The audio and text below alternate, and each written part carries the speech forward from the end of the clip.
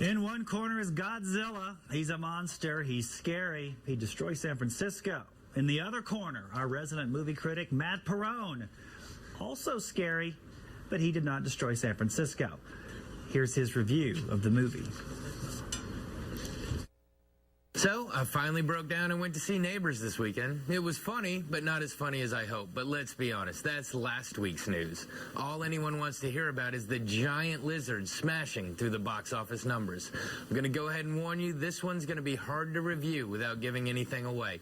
But I'm going to give it my best shot, so here's my take on Godzilla. Our film begins 15 years in the past. We see a mining company accidentally discovering a subterranean cave containing the skeleton of a giant prehistoric creature along with 2 cocoons. One intact and one that is opened and its occupant having fled to the sea.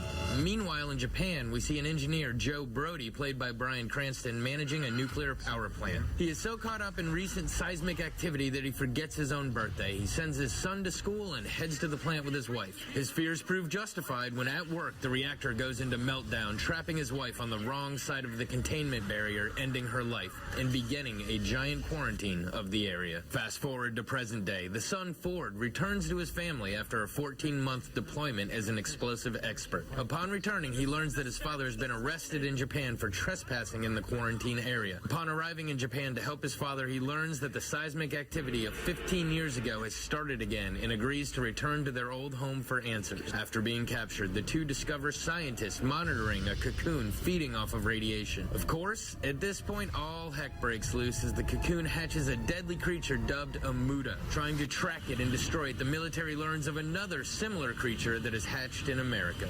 Of course, as it turns out, the military aren't the only ones out to destroy these creatures, as we learn of a prehistoric alpha predator that may survive deep in the ocean, born of radiation and seemingly unable to be destroyed by mankind. What follows is a multinational effort to protect humankind, ensure its survival, and ultimately to discover what nature is capable of to ensure a balance. Whatever you think of this movie after seeing the previews, I guarantee that the actual film is a completely different adventure. Alright, so I know that wasn't much of a plot summary, but like I said, I don't like to give anything away. And it is very hard with this movie to tell you what it's about and not do just that.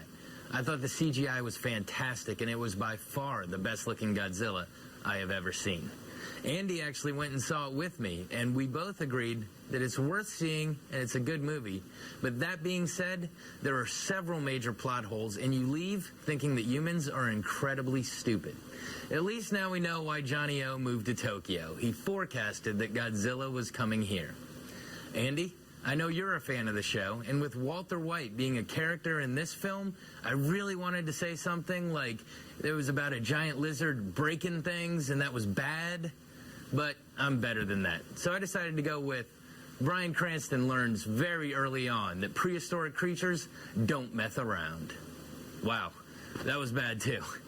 This has been your Monday Movie Musing. Andy, feel free to mock me mercilessly because I deserve it. Back to you. You're fired. We'll be right back.